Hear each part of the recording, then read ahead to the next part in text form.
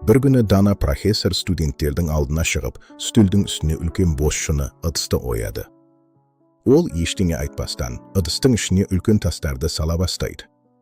Ыдыс ернеуіне дейін толған кезде, ол студенттерден сұрайды: "Қалай ойлайсыздар, ыдыс толды ма?"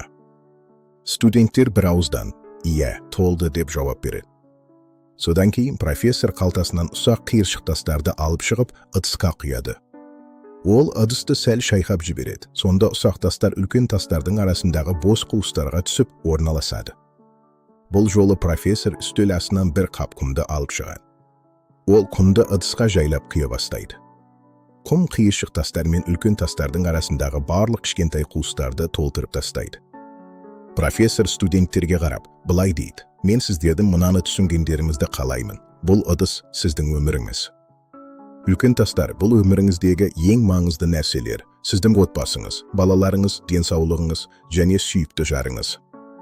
Ұсақ қиыршық тастар бұл екінші кезектегі маңызды нәрселер. Сіздің жұмысыңыз, үйіңіз немесе көлігіңіз. Ал құм бұл қалған майда шүйде нәрселер, күнделікті күйбең тіршілік, бос әңгімелер мен телефонға шоқшию.